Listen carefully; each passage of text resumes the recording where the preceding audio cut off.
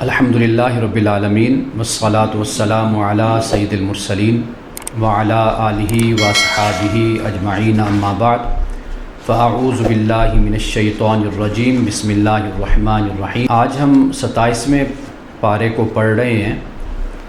اس کا آغاز جیسا کہ کل ہم نے اس پہ اختتام کیا تھا کہ حضرت ابراہیم علیہ السلام کی زوجہ نے حضرت سارہ نے اس بات پہ حیرانی کا اظہار کیا تھا کہ بھئی کیسے ہو سکتا ہے کہ میں بوڑھی خاتون ہوں، بانجھ ہوں، کہ مجھ سے بچے کی پیدائش ہو۔ اس کے بعد حضرت ابراہیم علیہ السلام کا ذکر ہے کہ آپ نے فرشتوں سے پوچھا کہ بھئی آپ کس سلسلے میں آپ آئے ہوئے ہیں، تو انہوں نے پھر بتایا کہ بھئی حضرت لوط علیہ السلام کی قوم کی طرف ہمیں بھیجا گیا ہے۔ تو یہاں پہ مختصر اس واقعے کا اور اس کا ہمیں ذکر ملتا ہے۔ اس کے بعد حضرت موسیٰ علیہ السلام کا بیان ہے اسی صورت میں، سورۃ الذاریات میں، کہ اللہ پاک فرماتا ہے کہ اسے ہم نے فرعون کی طرف بھیجا، حضرت موسیٰ علیہ السلام کو، اور بسلطان مبین، واضح سند کے ساتھ، واضح دلیل کے ساتھ ہم نے بھیجا۔ اور پھر اس کے بعد حضرت ہود علیہ السلام کی قوم عاد کا ذکر ہوتا ہے، اور پھر اس کے بعد حضرت صالح علیہ السلام کی قوم سمود کا ذکر ہوتا ہے، اور ان قوموں کا ذکر، اور پھر اس کے بعد حضرت نوح علیہ السلام کی قوم کا ذکر ہوتا ہے۔ اور مختصراً اس بات کو بیان کر دیا گیا کہ ان کو اللہ سبحانہ و تعالیٰ نے عذاب کا شکار کیا اس لیے کہ انہوں نے ہمارے رسولوں کی نافرمانی کی تھی۔ حضرت نوح علیہ السلام کی قوم کے حوالے سے کہا کہ انہم کانوا قوما فاسقین، کہ یہ فاسق قوم تھی۔ اس کے بعد اللہ سبحانہ و تعالیٰ نے دنیاوی نعمتوں کا ذکر کیا کہ آسمان ہے، فرمایا کہ اسے ہم نے عید دن یعنی ہاتھوں سے بنایا، یعنی اس سے مراد یہ کہ طاقت اور قوت سے ہم نے آسمان کو بنایا، پھر زمین کو ہم نے فرش بنایا، اور اس کو پھر ہم نے بچھا دیا، اور اسی طرح ہر چیز کو جوڑے جوڑے میں بنایا۔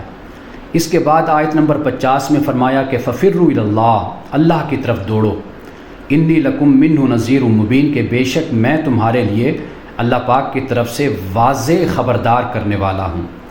یعنی یہاں پہ کہا گیا کہ ففروا الی اللہ، اللہ کی طرف دوڑو، اللہ کی طرف سے نہیں، یعنی کہ اللہ کی بارگاہ سے نہ دور ہو، بلکہ اللہ سبحانہ و تعالیٰ کی بارگاہ میں تم جاؤ اور اس میں مقابلہ کرو۔ جیسے نیکیوں میں مقابلہ کیا جاتا ہے اور انسان اچھے کاموں میں مقابلہ کرتا ہے، تو در حقیقت اس بات کی تعلیم ہے کہ اللہ سبحانہ و تعالیٰ کی طرف دوڑو، بھاگو، اللہ کی طرف جاؤ۔ اور اس کے بعد پھر رسول اللہ صلی اللہ علیہ وسلم سے یہ فرمایا، کیونکہ رسول اللہ صلی اللہ علیہ وسلم کو ساحر بھی کہا اور آپ کو انہوں نے مجنون بھی کہا، تو اللہ پاک نے فرمایا کہ فتول عنہم، ان سے آپ رخ پھیر لیجئے، فما انت بملوم، آپ پر کسی قسم کی کوئی ملامت نہیں ہے، وذکر فإن الذکریٰ تنفع المؤمنین، لیکن یہ ہے کہ آپ نصیحت کرتے رہیے، اور نصیحت کا فائدہ ہمیشہ ایمان والوں کو ہی ہوتا ہے۔ اور اس کے بعد فرمایا وما خلقت الجن والانس الا لیعبدون، کہ میں نے جن اور انس کو صرف اور صرف اپنی عبادت کے لیے پیدا کیا ہے۔ یہاں پر یہ بات واضح ہو گئی کہ بندے کا تعلق اپنے اللہ کے ساتھ، اپنے خالق کے ساتھ کیا ہے، وہ بندگی کا تعلق ہے، اور بندگی یہی ہے کہ انسان اللہ کی بارگاہ میں ہمیشہ جھکا رہے اور اس کی اطاعت و فرما برداری میں رہے۔ اللہ پاک نے یہ بھی فرما دیا کہ ما ارید منہم رزقا وما ارید ان یطعمون، کہ میں ان سے کسی قسم کے رزق کا سوال نہیں کرتا، میں نہیں چاہتا، وما ارید ان یطعمون، اور نہ میں یہ چاہتا ہوں کہ یہ مجھے کھلائیں۔ یعنی رزق سے مراد صرف کھانا پینا نہیں ہے، بلکہ ہر طرح کی جو نعمتیں ہیں یا ضرورتیں ہیں۔ اللہ پاک فرماتا ہے میں تو ان سے اس طرح کا کچھ بھی نہیں چاہتا، اور نہ میں یہ چاہتا ہوں کہ یہ مجھے کھلائیں۔ ان اللہ والرزاق ذو القوۃ المتین، اور یہ فرما دیا کہ اللہ تو خود ہی رزاق ہے، بڑی قوت والا اور زبردست ہے۔ اس کے بعد فرمایا کہ فإن للذین ظلموا ذنوبا مثل ذنوب اصحابہم فلا یستعجلون، تو جن لوگوں نے ظلم کیا ہے ان کے حصے کا بھی ویسا ہی عذاب تیار ہے جیسا ان سے جو پہلے لوگ تھے ان کا حصہ ان کو ملا تھا۔ فویل للذین کفروا من یومہم الذی یوعدون، تو فرمایا کہ تباہی آخر ان کے لیے کہ جنہوں نے کفر کیا اور اس روز جس کا انہیں خوف دلایا جا رہا ہے، یعنی جس روز اللہ سبحانہ و تعالیٰ فرماتا ہے کہ ان کو جس دن سے ہم ڈرا رہے ہیں در حقیقت اس دن کی ان کے لیے ہلاکت ہے۔ اب اس کے بعد سورۃ الطور ہے۔ آپ جانتے ہیں کہ طور جسے ہم کوہ طور کہتے ہیں، تو اس سورت کا نام طور ہے اور یہ مکی سورت ہے۔ اس کا آغاز بھی چند قسموں سے ہوتا ہے۔ والطور قسم طور کی یا طور گواہ ہے، وہ کتاب مستور، اور ایک ایسی کھلی ہوئی کتاب جو رقیق جلد میں لکھی ہوئے، فی رق منشور، والبیت المعمور، اور آباد گھر کی قسم، والسقف المرفوع یعنی آسمان اونچی چھت کی قسم، اور والبحر المسجور، اور موجزن سمندر کی قسم، ان عذاب ربک لواقع، کہ بے شک تیرے رب کا عذاب واقع ہونے والا ہے، ما لہ من دافع، جسے کوئی دفع کرنے والا نہیں، دور نہیں کرنے والا۔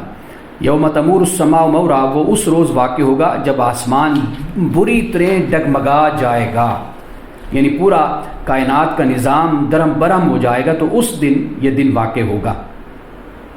اب اس کے بعد اللہ سبحانہ و تعالیٰ نے جو جھٹلانے والے ہیں ان کے لیے اللہ نے فرمایا کہ ان کے لیے ہلاکت ہے، ان کے لیے افسوس ہے، اور پھر ایمان والوں کا ذکر کیا تو ان کے لیے اللہ سبحانہ و تعالیٰ نے جنات اور نعیم کی بات کی ہے کہ متقی لوگ وہاں باغوں اور نعمتوں میں ہوں گے، لطف لے رہے ہوں گے ان چیزوں سے جو ان کا رب انہیں دے گا، ان کا رب انہیں دوزخ کے عذاب سے بچا لے گا۔ ان سے کہا جائے گا کھاؤ اور پیو مزے سے اپنے ان اعمال کے صلے میں جو تم کرتے رہے ہو، کلوا واشربوا ہنیئا بما کنتم تعملون، یعنی اعمال کا نتیجہ ہے جسے اللہ تعالیٰ نے یہاں پر بیان کر دیا۔ متکئین علی سرر مصفوفہ، اور وہ آمنے سامنے بچھے ہوئے تختوں پر تکیے لگائے بیٹھے ہوں گے، وزوجناہم بحور عین، اور ہم ان کے نکاح کریں گے خوبصورت آنکھوں والی حوروں سے۔ والذین آمنوا واتبعتہم ذریتہم بایمان، اور جو لوگ ایمان لائے اور ان کی اولاد بھی کسی درجہ ایمان میں ان کے نقش قدم پر چلتی ہے، تو اللہ پاک فرماتا ہے کہ ان کی اس اولاد کو بھی ہم جنت میں ان کے ساتھ ملا دیں گے، اور ان کے عمل میں کسی قسم کا کوئی بھی گھاٹا، کوئی کمی ہم نہیں کریں گے۔ اور بالکل فائنلی طور پر اس بات کو بیان کر دیا کہ کل امرئ بما کسب رہین، ہر شخص اپنے کسب کا، اپنے اعمال کا، اپنی کمائی کے عوض رہن ہے، یعنی اس کو رہن رکھا گیا ہے۔ کہ جیسے آپ کسی سے کوئی چیز لیتے ہیں تو آپ اس کے پاس کوئی اپنی قیمتی چیز بطور رہن رکھ دیتے ہیں کہ میں جب آپ کو یہ چیز واپس کروں گا تو اس کے بدلے میں یہ لے لوں گا، یہ رہن ہے۔ اللہ سبحانہ و تعالیٰ فرماتا ہے کہ ہر انسان رہن رکھا ہوا ہے اپنے اعمال کے بدلے میں، یعنی جیسے اس کے اعمال ہوں گے ویسے کہ ویسا اس کو بدلہ دے دیا جائے گا۔ اور اس سے آگے فرمایا، اور پھر آپ یہ دیکھ لیجئے کہ یہاں پر ذریت کی بھی بات کر دی۔ یہ نہیں فرمایا کہ چونکہ ان کے بڑے ایمان والے تھے، اچھے کام کرنے والے تھے، تو ہم ان کے بڑوں کے صدقے سے ان کو بخش دیں گے، یہاں پر اس طرح کی کوئی بات نہیں کہی گئی، بلکہ یہ فرمایا کہ جو اپنے بڑوں کی پیروی کرتے ہیں ایمان والوں کی، تو پھر اللہ تعالیٰ ان کو اپنے بڑوں کے ساتھ جوڑ دے گا۔ آگے فرمایا آیت نمبر 22 میں کہ وَأَمْدَدْنَاهُمْ بِفَاكِهَةٍ وَلَحْمٍ مِّمَّا يَشْتَهُونَ، ہم ان کو ہر طرح کے پھل اور گوشت، جس چیز کو بھی ان کا جی چاہے گا، یہ خوب دیے چلے جائیں گے۔ يَتَنَازَعُونَ فِيهَا كَأْسًا لَا لَغْوٌ فِيهَا وَلَا تَأْثِيمٌ، اور یہ ایک دوسرے سے جام شراب لپک لپک کر لے رہے ہوں گے، جس میں نہ تو کوئی فضول بات ہوگی، لغو بات ہوگی، اور نہ ہی بد کرداری کی کوئی بات ہوگی۔ یعنی شراب پینے سے یہ کوئی بہک نہیں جائیں گے، مست نہیں ہو جائیں گے، یعنی ان پر کوئی ایسا غلبہ بے ہوشی کا نہیں ہوگا، بلکہ یہ فرما دیا کہ جب یہ پئیں گے تو نہ تو لغو بات کریں گے اور نہ ان میں کوئی بد کرداری ہوگی۔ وَيَطُوفُ عَلَيْهِمْ غِلْمَانٌ لَّهُمْ كَأَنَّهُمْ لُؤْلُؤٌ مَّكْنُونٌ، اور ان کی خدمت میں وہ لڑکے دوڑتے پھر رہے ہوں گے جو انہی کے لیے مخصوص ہوں گے، یعنی جنت میں جو ویٹرز ہوں گے، ایسے خوبصورت جیسے چھپا کر رکھے ہوئے موتی۔ اب یہ نوجوان کون ہیں؟ یہ وہ ہوں گے کہ جو بچپن میں فوت ہو گئے، یعنی ابھی بلوغت کو نہیں پہنچے اور گناہ اور ثواب کے یہ مکلف نہیں ٹھہرے، ابھی ان پر احکامات جو اللہ سبحانہ و تعالیٰ کے ہیں وہ ان پر ابھی نافذ نہیں ہوئے تھے، یہ اس عمر میں فوت ہو گئے، تو اللہ سبحانہ و تعالیٰ فرماتا ہے کہ ان کو جنت میں رکھا جائے گا اور یہ جنتیوں کی خدمت کریں گے۔ وَأَقْبَلَ بَعْضُهُمْ عَلَىٰ بَعْضٍ يَتَسَاءَلُونَ، یہ لوگ آپس میں ایک دوسرے سے دنیا میں گزرے ہوئے حالات پوچھیں گے، اور قَالُوا إِنَّا كُنَّا قَبْلُ فِي أَهْلِنَا مُشْفِقِينَ، یہ کہیں گے کہ ہم پہلے اپنے گھر والوں میں ڈرتے ہوئے زندگی بسر کرتے تھے. فمن اللہ علینا، اللہ تعالیٰ نے ہم پر احسان کیا. ووقانا عذاب السموم، اور جھلسا دینے والی ہوا کے عذاب سے اللہ نے ہم کو بچا لیا. انا کنا من قبل ندعوہ، ہم پچھلی زندگی میں اسی سے دعائیں مانگتے تھے. انہ هو البر الرحیم، اور اللہ تعالیٰ واقعی بر ہے، یعنی محسن ہے اور رحیم ہے. اب یہاں پہ اللہ سبحانہ و تعالیٰ نے ایک دو باتیں بڑی اہم بیان کی. وہ یہ کہ دنیا میں جب انسان رہتا ہے تو انسان اپنے گھر والوں سے ڈرتا ہے، یعنی اگر گھر والے مسلمان نہیں ہیں، مومن نہیں ہیں، کافر ہیں، تو ان سے انسان ڈر ڈر کر وقت گزارتا ہے. تو اللہ سبحانہ و تعالیٰ سے بھی ڈرتا ہے، اور جو مقابل میں لوگ ہوتے ہیں ان کی تکالیف اور ان کی جو مصیبتیں ان کی طرف سے ہوتی ہیں، ان کی طرف سے بھی انسان دکھ میں مبتلا ہوتا ہے.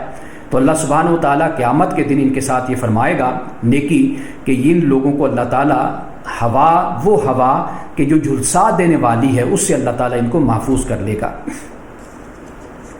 اللہ پاک نے رسول اللہ صلی اللہ علیہ وسلم سے یہ فرمایا کہ آپ نصیحت کیجئے. آپ اپنے رب کی نعمت سے نہ تو آپ کاہن ہیں، اور نہ ہی آپ مجنون ہیں، اور نہ ہی آپ شاعر ہیں. یہ رسول اللہ صلی اللہ علیہ وسلم سے فرمایا، اور یہ بھی فرما دیا کہ آپ ان سے یہ کہہ دو کہ یہ بھی انتظار کریں اور میں بھی تمہارے ساتھ انتظار کرنے والوں میں سے ہوں. اب قرآن پاک کا ایک چیلنج یہاں پر آگے بیان کیا گیا. فرمایا ام یقولون تقولہ، کیا یہ لوگ کہتے ہیں کہ بھئی اس شخص نے خود قرآن پاک کو گھڑ لیا ہے. بل لا یؤمنون، فرمایا بلکہ یہ لوگ ایمان نہیں لانا چاہتے. فلیاتوا بحدیث مثلہ ان کانوا صادقین، فرمایا اگر یہ اپنے اس قول میں سچے ہیں تو پھر اسی شان کا ایک کلام بنا کر لے آئیں. یہ اللہ سبحانہ و تعالیٰ نے اس چیلنج کو یہاں پر بیان کیا. جیسے ہم قرآن پاک کی مختلف صورتوں میں اس چیلنج کو پڑھ کر آئے ہیں. سورۃ البقرہ میں پڑھا، سورۃ بنی اسرائیل میں پڑھا، اس کے علاوہ اور کئی مقامات پہ ہم نے اس بات کو پڑھا. تو یہاں پہ بھی اللہ سبحانہ و تعالیٰ نے اسی بات کو بیان کر دیا. فرمایا کہ یہ ایمان نہیں لانا چاہتے. یہ الفاظ توجہ طلب ہیں. حقیقت کیا ہے؟ حقیقت یہی ہے کہ ان کی وہی رٹ ہے کہ میں نہیں مانتا. جب کوئی شخص یہ الفاظ یاد کر لے اور ہر بات اور ہر دلیل پر یہ بولے کہ میں نہیں مانتا، تو پھر آپ اس کو کیسے منوا سکتے ہیں؟ اس کے بعد فرمایا گیا ام خلقوا من غیر شیء ام هم الخالقون، کیا یہ کسی خالق کے بغیر خود پیدا ہو گئے ہیں یا یہ خود اپنے خالق ہیں؟ ام خلقوا السماوات والارض بل لا یوقنون، یا زمین اور آسمان کو انہوں نے پیدا کیا ہے. اصل بات یہ ہے کہ یہ یقین نہیں رکھتے. ام عندهم خزائن ربک ام هم المسیطرون، کیا تیرے رب کے خزانے ان کے قبضے میں ہیں یا ان پر انہی کا حکم چلتا ہے. اب اس کے بعد فرمایا کہ ام لهم سلم یستمعون فیہ، کیا ان کے پاس کوئی سیڑھی ہے جس پر چڑھ کر یہ عالم بالا کی سنگن لیتے ہیں، یعنی کوئی وہاں سے کوئی راز کی باتیں لے کر آتے ہیں.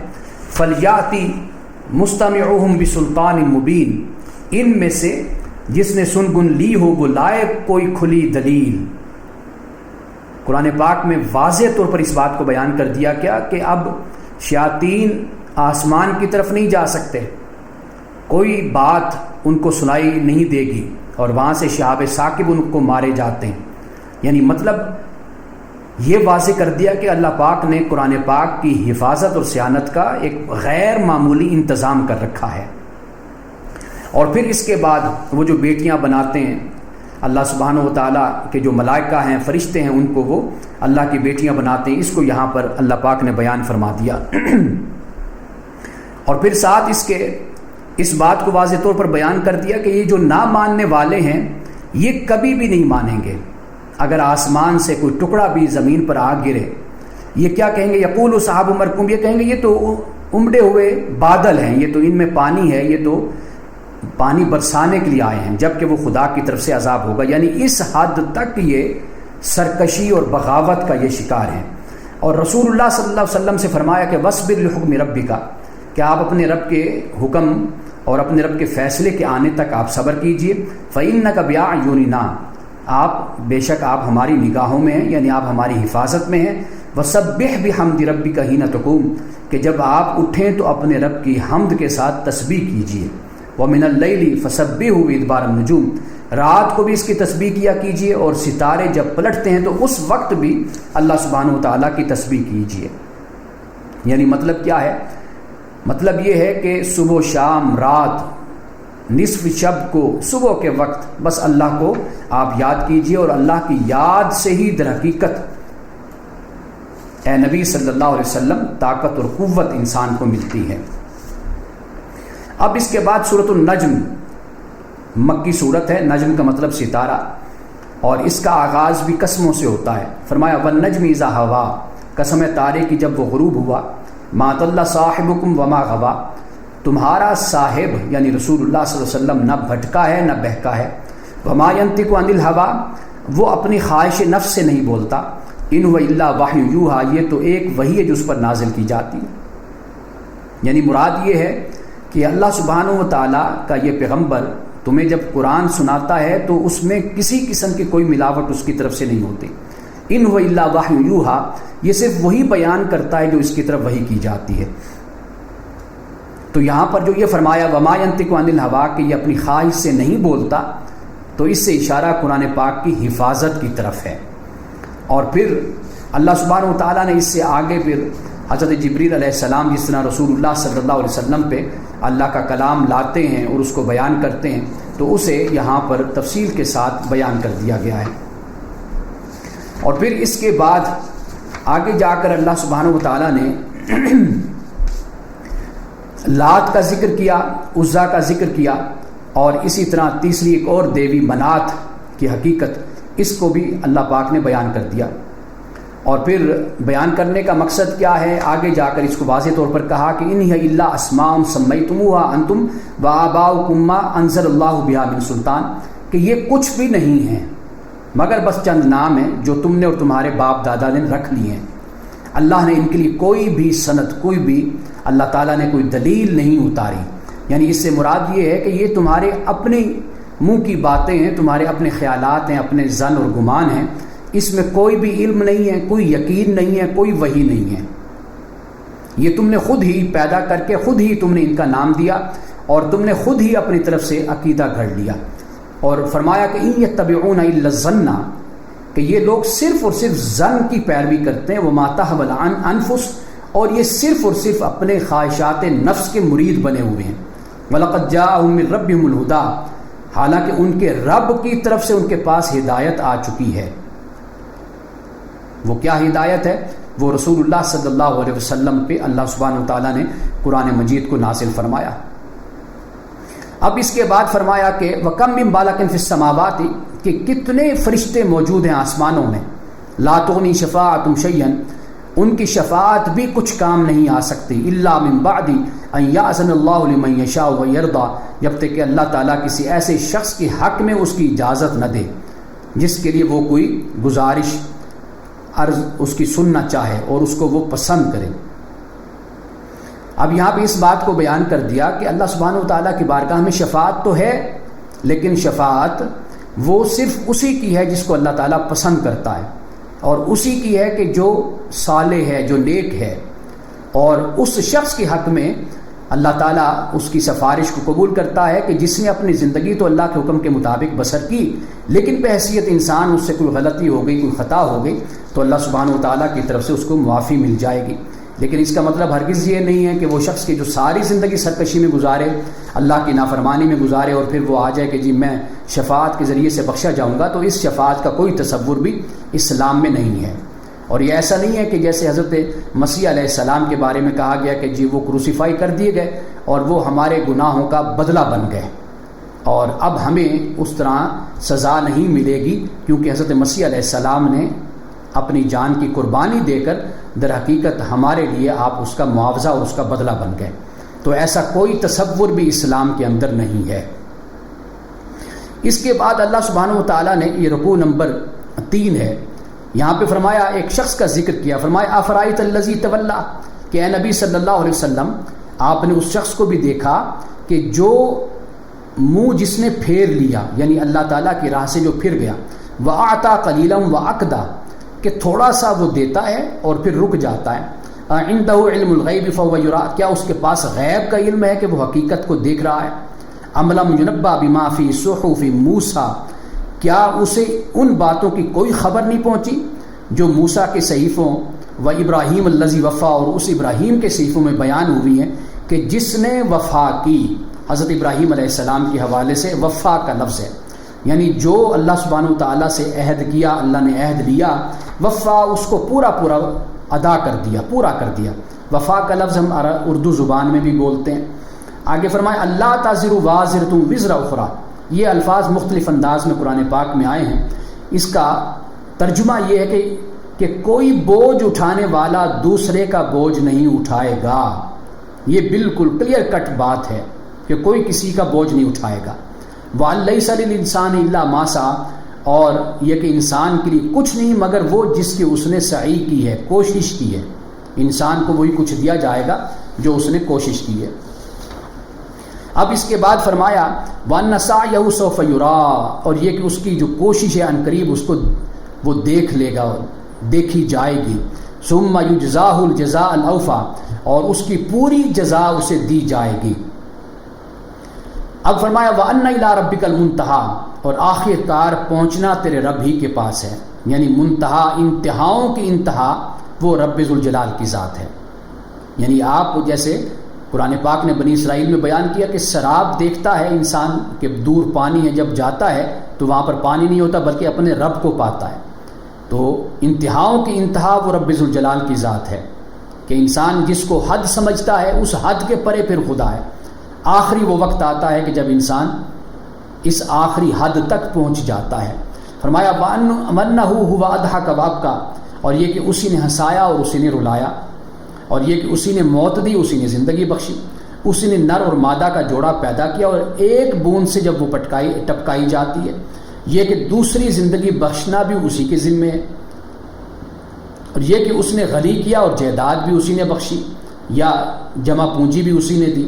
اور وَأَنَّهُ هُوَ رَبُّ الشِّعْرَىٰ، اور وہی شعراء کا رب بھی ہے، یعنی آسمان کا ایک روشن تارا ہے اس کا رب بھی اللہ تعالیٰ ہے۔ ممکن ہے کہ وہ لوگ اس کی پوجا کرتے ہوں، جس طرح انسانی ذہن اور انسان جب کسی چیز کی ہیبت کو دیکھتا ہے تو اس کے سامنے جھک جاتا ہے۔ دریا کو دیکھا، سمندر کو دیکھا، پہاڑوں کو دیکھا، صحراؤں کو دیکھا، آگ کو دیکھا تو اس کے سامنے جھک گیا۔ تو اسی طرح تاروں کے سامنے بھی لوگ جھک جاتے تھے، ستاروں کے سامنے۔ تو اللہ نے فرمایا کہ یہ جو شعراء ہے کہ جو روشن ترین تارا ہے کہ اس کی روشنی کی وجہ سے لوگ اس کو اپنا معبود سمجھ لیتے ہیں، متاثر ہو جاتے ہیں، فرمایا کہ اللہ تعالیٰ اس کا بھی رب ہے۔ اور اسی طرح پھر عاد کا، سمود کا اور قوم نوح کا ذکر کر دیا کہ اللہ سبحانہ وتعالیٰ نے ان کو ہلاک کیا۔ کیوں ہلاک کیا؟ ہم اظلم واتغا، کہ یہ وہ لوگ تھے کہ جنہوں نے ظلم بھی کیا اور انہوں نے سرکشی بھی اختیار کی۔ اور پھر اوندھی گرنے والی بستیوں کو اللہ سبحانہ وتعالیٰ نے فرمایا کہ ان کو پھر اٹھا پھینکا۔ فغشاها ما غشا، پھر چھا دیا ان پر وہ کچھ جو تم جانتے ہی ہو کہ کیا چھا دیا، یعنی پھر طوفان آ گئے، پھر اللہ سبحانہ وتعالیٰ کی طرف سے سیلاب آ گئے، پھر پتھروں کی بارش ہوئی۔ فَبِأَيِّ آلَاءِ رَبِّكَ تَتَمَارَىٰ، کہ تم اپنے رب کی کن کن نعمتوں میں شک کرو گے۔ اب یہاں پر اعلیٰ کا ترجمہ بعد نے کیا ہے کہ اللہ تعالیٰ کا جو قانون ہے، قوانین خداوندی ہیں، ان میں تم کیا شک کرو گے، کس کس قانون میں تم شک کرو گے۔ ھذا نذیر من النذر الاولیٰ، یہ ایک تنبیہ ہے، پہلی جو تنبیہات آئی ہیں ان میں سے یہ بھی ایک تنبیہ ہے۔ آزفۃ العازفہ، آنے والی گھڑی قریب آ لگی ہے۔ لیس لہا من دون اللہ کاشفہ، اللہ کے سوا کوئی بھی اس کو ہٹانے والا نہیں ہے۔ افمن ھذا الحدیث تعجبون، اب کیا یہ وہی باتیں ہیں جن پر تم اظہار تعجب کرتے ہو؟ وتضحکون ولا تبکون، ہنستے ہو روتے نہیں ہو۔ وانتم صامدون، اور گانا بجا کر انہیں ٹالتے ہو، یعنی جس طرح غزوہ بدر کی رات کفار و مشرکین نے کیا کیا تھا، اپنے ساتھ رقاصائیں لے کر گئے، میوزک لے کر گئے، اپنے ساتھ شراب و کباب سب کچھ ساتھ لے کر گئے تھے، وہاں پر پھر عیاشی کرتے رہے، راتوں کو جاگتے رہے اور ڈانس کرتے رہے، اور اسی میں ہی اپنا وقت گزار دیا انہوں نے۔ دوسری طرف مسلمان اللہ کی بارگاہ میں سجدہ ریز رہے۔ تو یہاں پر اس بات کو بیان کیا وَأَنْتُمْ صَامِدُونَ، کہ کیا تم گانے بجا کر اور اس طرح عیاشی سے تم ٹالو گے۔ فَاسْجُدُوا لِلَّهِ وَاعْبُدُوا، اللہ کے آگے جھک جاؤ اور اللہ کی عبادت کرو، اس کی بندگی کو بجا لاؤ۔ اب اس کے بعد اللہ سبحانہ وتعالیٰ نے سورۃ القمر کا آغاز کیا، یعنی سورۃ القمر، قمر کے بارے میں ایک روایت بیان کی جاتی ہے کہ مکہ میں ہی رسول اللہ صلی اللہ علیہ وسلم کا یہ معجزہ دکھایا گیا، اور چند صحابہ اس کو روایت بھی کرتے ہیں، اس وقت موجود تھے، اور کفار و مشرکین نے اس کا انکار کیا تھا، اور یہ شق قمر اس کو کہتے ہیں کہ رسول اللہ صلی اللہ علیہ وسلم نے یہ معجزہ دکھایا کہ چاند دو ٹکڑے ہو گیا، لیکن کفار و مشرکین نے اس کا انکار کیا، لیکن انہوں نے کہا کہ جی یہاں پر تو ممکن ہے کہ کوئی ہماری آنکھوں پر اثر کر دیا ہو، نعوذ باللہ، ہم مکہ سے باہر جو لوگ ہیں وہ آئیں گے، ان سے پوچھیں گے۔ تو باہر سے آنے والوں نے بھی پھر اس بات کی گواہی دی۔ تو یہاں پر اس بات کو بیان کیا گیا ہے کہ یہ لوگ نہ تو تاریخ سے عبرت حاصل کرتے ہیں، سبق حاصل کرتے ہیں، اور نہ واضح نشانیوں سے یہ سبق حاصل کرتے ہیں، اسلام کی طرف متوجہ نہیں ہوتے، یا پھر یہ لوگ تب مانیں گے جب قیامت آئے گی، پھر ہی یہ لوگ مانیں گے کہ جب اپنے سامنے قیامت کو دیکھ لیں گے۔ تو یہاں پر اس طرح ایک اسلوب اختیار کیا گیا جس سے یہ بتایا گیا کہ اقتربت الساعہ، قیامت کی گھڑی قریب آ گئی، وانشق القمر، چاند پھٹ گیا۔ اب یہ جو قیامت کی گھڑی قریب آ گئی، چاند پھٹ گیا، گویا کہ رسول اللہ صلی اللہ علیہ وسلم کی نبوت، آپ کی رسالت، اب قیامت اور آپ کے درمیان کسی اور نے نہیں آنا۔ اس کی طرف بھی یہ اشارہ ہو جاتا ہے کہ یعنی رسول اللہ کی رسالت اور قیامت کے درمیان اب کوئی بھی وقفہ نہیں ہے۔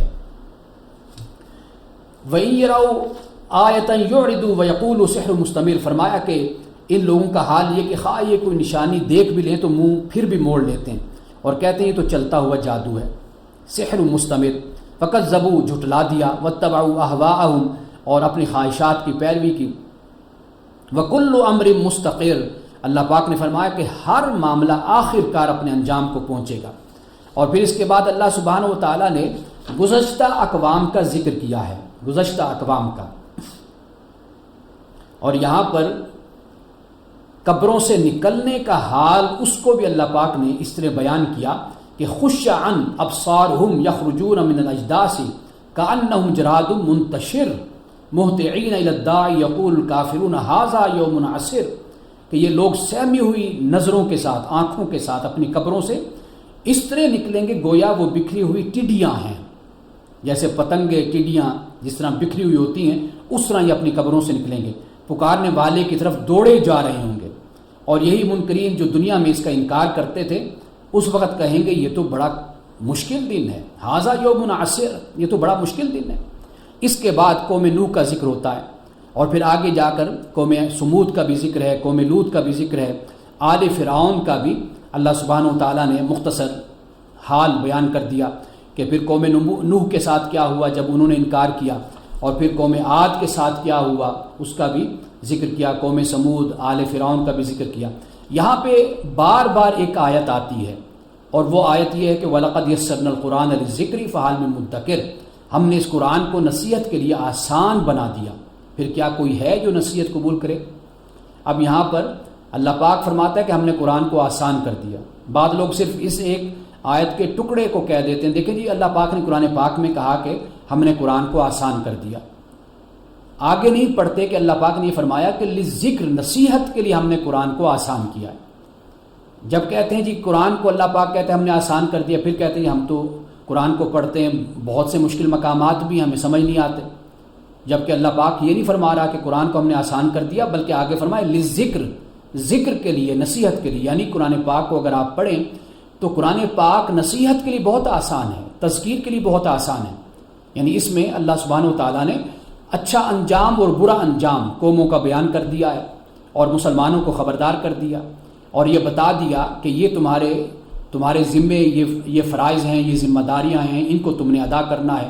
قیامت کے دن اللہ سبحانہ و تعالیٰ تم سے سوال کرے گا، تم سے پوچھے گا، تمہارے اعمال کے بارے میں جواب دہی ہوگی۔ اب یہ وہ نصیحتیں ہیں، قرآن پاک نے کہا کہ بھئی ہم نے قرآن کو نصیحت کے لیے آسان کر دیا، تو کیا کوئی ہے جو نصیحت قبول کرے؟ پھر اس کے بعد قوم عاد کا ذکر ہوا، پھر آگے جا کر پھر وہی آیت نازل ہوتی ہے کہ وَلَقَدْ يَسَّرْنَا الْقُرْآنَ لِلذِّكْرِ فَهَلْ مِن مُدَّكِرٍ، کہ ہم نے قرآن کو نصیحت کے لیے آسان کر دیا، کیا کوئی ہے نصیحت قبول کرنے والا؟ پھر اس کے بعد قوم سمود کا ذکر کیا کہ اللہ سبحانہ و تعالیٰ نے ڈرانے والے بھیجے ان میں، لیکن انہوں نے انکار کیا، پھر اس کے بعد اللہ سبحانہ و تعالیٰ کی طرف سے ان پہ عذاب اترا۔ یہ فرمانے کے بعد پھر فرمایا وَلَقَدْ يَسَّرْنَا الْقُرْآنَ لِلذِّكْرِ فَهَلْ مِن مُدَّكِرٍ، اور پھر آگے جا کر اللہ سبحانہ و تعالیٰ نے قوم لوط کا ذکر کیا، پھر یہ فرمایا وَلَقَدْ يَسَّرْنَا الْقُرْآنَ لِلذِّكْرِ فَهَلْ مِن مُدَّكِرٍ۔ اب آپ دیکھ لیجئے کہ نصیحت سے کیا مراد ہے، قوم نوح کا حال، قوم لوط کا، قوم عاد کا، قوم سمود کا، آل فرعون کا، سارے احوال بیان کر کے ساتھ ساتھ یہ بھی بیان کر دیا کہ ہم نے قرآن کو نصیحت کے لیے آسان کر دیا۔ اب ہم ماشاءاللہ 27ویں پارے تک پہنچ گئے۔ آپ دیکھ لیجئے کہ باقی کوئی مسئلہ ممکن ہے کہ ہمیں یاد نہ ہو، ہم بھول گئے ہوں، لیکن قرآن کی نصیحت، قرآن کی تذکیر ہمیں یاد ہے کہ کتنے آسان طریقے سے اور عام فہم طریقے سے اللہ سبحانہ و تعالیٰ نے اس کو بیان کیا ہے۔ قرآن پاک میں تاریخ بھی بیان ہے۔ ہم جب تاریخ کے پہلو کو دیکھتے ہیں تو پھر اس میں ہمیں تحقیق کرنی ہوتی ہے، تفتیش کرنی ہوتی ہے، اس کو ہم نے پڑھنا اور سمجھنا ہوتا ہے۔ جائے وقوع کو ہم دیکھتے ہیں، کہاں پر خدا کا عذاب اترا تھا، یہ کون سی قوم تھی، ان کا رہن سہن کیسا تھا، یہ پھر ایک علیحدہ موضوعات بن جاتے ہیں کہ پھر ان پر اہل علم نے تحقیق کی ہے، مفسرین نے تحقیق کی ہے، مورخین نے تحقیق کی ہے۔ لیکن نصیحت یہ آپ کو بھی یاد ہے، مجھے بھی یاد ہے، اب تک ہم یہاں جہاں تک پہنچے۔ اب اس کے بعد اللہ سبحانہ و تعالیٰ نے آخر میں پھر آل فرعون کا بھی ذکر کر دیا، اور آل فرعون کا ذکر کیا اور یہ فرما دیا کہ یہ مجرم لوگ ہیں، یہ غلط فہمی میں مبتلا ہیں، ان کی عقل ماری گئی ہے، اور فرمایا کہ جس روز یہ منہ کے بل آگ میں گھسیٹے جائیں گے اس روز ان سے کہا جائے گا کہ اب چکھو جہنم کی جو لپٹ ہے، اس کا مزہ، لپٹ کا مزہ چکھو، ذوقوا مس سقر انا کل شیء خلقناہ بقدر۔ فرمایا کہ ہم نے ہر چیز ایک تقدیر کے ساتھ ہم نے پیدا کی ہے۔ وما امرنا الا واحدۃ کلمح بالبصر، اور ہمارا حکم بس ایک ہی حکم ہوتا ہے، پلک جھپکاتے وہ عمل آ جاتا ہے، وہ عمل میں آ جاتا ہے۔ وَلَقَدْ أَهْلَكْنَا أَشْيَاعَكُمْ فَهَلْ مِن مُدَّكِرٍ، اب یہاں پر پھر فَهَلْ مِن مُدَّكِرٍ فرمایا، تم جیسے بہت سو کو، بہت سے لوگوں کو ہم ہلاک کر چکے ہیں، پھر ہے کوئی نصیحت قبول کرنے والا؟ یعنی یہ جو اللہ سبحانہ و تعالیٰ اپنی نعمتوں کا ذکر کرتا ہے، متقین کا ذکر کرتا ہے، مجرمین کا ذکر کرتا ہے، تو یہی در حقیقت ہے کہ اللہ پاک ہمیں فرماتا ہے کہ اس سے تم نصیحت حاصل کرو۔ اس کے بعد فرمایا وَكُلُّ شَيْءٍ فَعَلُوهُ فِي الزُّبُرِ، جو کچھ انہوں نے کیا ہے وہ سب دفتروں میں درج ہے، زبر میں موجود ہے۔ وَكُلُّ صَغِيرٍ وَكَبِيرٍ مُسْتَطَرٍ، ہر چھوٹی بڑی بات لکھی ہوئی موجود ہے، ہر چھوٹی بڑی بات، ہر چیز موجود ہے۔ جیسے سورۃ قاف میں ہم نے پڑھا کہ قیامت کے دن جب انسان قبر سے اٹھے گا، ایک فرشتہ تو وہ ہوگا جس نے رجسٹر بغل میں مارا ہوا ہوگا، یہ ایک میں محاورے کے طور پہ بول رہا ہوں، لیکن یعنی ضروری نہیں کہ بغل میں رجسٹر انہوں نے لے رکھا ہو، اللہ جانتا ہے اس وقت کیا حالت اور کیا کیفیت ہوگی، لیکن بہرحال دو فرشتے ہیں، ایک فرشتہ ہانک کر لے کر جا رہا ہوگا، چلو بھائی اب اللہ کی بارگاہ میں، ادھر ادھر نہیں جانا، اور ایک فرشتہ ہوگا جس کے پاس پورا ریکارڈ موجود ہو۔ آخر میں فرمایا ان المتقین فی جنات ونہر، نافرمانی سے جو لوگ پرہیز کرتے ہیں متقین ہیں، یقیناً باغوں اور نہروں میں ہوں گے، فی مقعد صدق عند ملیک مقتدر، سچی عزت کی جگہ، بڑے ذی اقتدار بادشاہ کے قریب، اللہ سبحانہ و تعالیٰ کے قریب ہوں گے وہ لوگ متقین اور سچی عزت کی جگہ۔ دنیا میں جو عزت ہے یہ تو آنی جانی چیز ہے، لیکن جو آخرت کی عزت ہے وہ مستقل عزت ہے۔ اب اس کے بعد سورۃ الرحمن مدنی ہے۔ اللہ پاک نے آغاز فرمایا کہ الرحمن، رحمان، یہ رحمان کون ہے؟ علم القرآن، قرآن سکھایا، خلق الانسان، انسان کو پیدا کیا، علمہ البیان، انسان کو بولنا سکھایا۔ بیان سے مراد یہ ہے کہ اپنے مافی ضمیر کو واضح کرنا، دوسرے تک ایک میسج کمیونیکیٹ کرنا، یہ صلاحیت بھی اللہ تعالیٰ نے انسان کو دی۔ اور پھر یہ سورج اور چاند ہے، ایک حساب کے یہ پابند ہے، اور تارے ہیں اور درخت ہیں، یہ سب کے سب اللہ کی بارگاہ میں جھکے ہوئے ہیں۔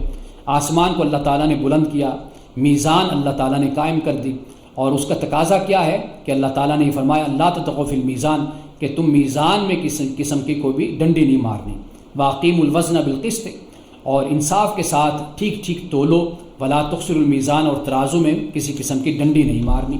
اس کے بعد فرمایا والارض وضعها للانام، زمین کو اس نے سب مخلوقات کے لیے بنایا، یعنی اس زمین پر کسی خاص قوم کا نسل کا قبضہ نہیں ہے، یہ سب کے لیے ہے۔ فیہا فاکہہ، اس میں ہر طرح کے بکثرت لذیذ پھل بھی ہیں، والنخل ذات الاکمام، کھجور کے درخت ہیں جن کے پھل غلافوں میں لپٹے ہوئے ہیں۔ اب یہ جو اللہ سبحانہ و تعالیٰ پیک کر کے ہمیں دیتا ہے، کیلے کو دیکھ لیجئے، سیب کو دیکھ لیجئے، کھجور کو دیکھ لیجئے، کس طرح اگر کھجور کے اوپر جو اس کی کیپ ہے اگر وہ آپ اتار دیں تو اندر کیڑے گھس جاتے ہیں، چونٹیاں گھس جاتی ہیں، جب تک وہ کیپ لگی ہوئی ہے کوئی چیز بھی اس کے اندر نہیں جا سکتی۔ تو یہ ہے وہ غلاف، یہ وہ پیک ہے جو اللہ تعالیٰ نے ہر پھل کو، سبزی کو اللہ نے کر کے ہمیں دیا۔ والحب ذو العصف والریحان، اور طرح طرح کے غلے ہیں جن میں بھوسا بھی ہوتا ہے اور دانہ بھی ہوتا ہے۔ پھر فرمایا فَبِأَيِّ آلَاءِ رَبِّكُمَا تُكَذِّبَانِ، اے انسانوں، اے جنوں، تم اپنے رب کی کس کس نعمت کو جھٹلاؤ گے۔ جیسے میں نے پہلے آپ کو بتایا کہ بعض لوگوں نے یہ ترجمہ کیا کہ اللہ تعالیٰ کے کس کس قانون کو، قوانین قدرت کو تم جھٹلاؤ گے۔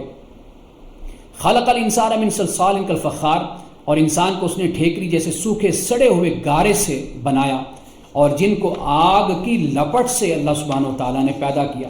پھر فرمایا فَبِأَيِّ آلَاءِ رَبِّكُمَا تُكَذِّبَانِ، مشرقین کا رب ہے، مغربین کا رب ہے۔ فَبِأَيِّ آلَاءِ رَبِّكُمَا تُكَذِّبَانِ، مَرَجَ الْبَحْرَيْنِ يَلْتَقِيَانِ، دو سمندروں کو اس نے چھوڑ دیا کہ باہم مل جائیں، پھر بھی ان کے درمیان ایک پردہ حائل ہے جس سے وہ تجاوز نہیں کرتے، یعنی ایک طرف کھارا پانی، ایک طرف میٹھا پانی۔ یخرج منہما اللؤلؤ والمرجان، اور پھر انہی سمندروں سے موتی اور مونگے بھی نکلتے ہیں۔ اور پھر فرمایا فَبِأَيِّ آلَاءِ رَبِّكُمَا تُكَذِّبَانِ وَلَهُ الْجَوَارِ الْمُنشَآتُ فِي الْبَحْرِ كَالْأَعْلَامِ، اور یہ جہاز اسی کے لیے، اللہ کے لیے، جو سمندر میں پہاڑوں کی طرح اونچے اٹھے ہوئے۔ فَبِأَيِّ آلَاءِ رَبِّكُمَا تُكَذِّبَانِ، ہر چیز جو اس زمین پر ہے فنا ہونے والی ہے صرف تیرے رب کی ذات کے، کہ جو ذوالجلال والاکرام ہے۔ فَبِأَيِّ آلَاءِ رَبِّكُمَا تُكَذِّبَانِ یسألُ مَن فِی السَّمَاوَاتِ وَالْأَرْضِ، اسی سے سوال کرتے ہیں جو بھی آسمانوں اور زمین میں ہے۔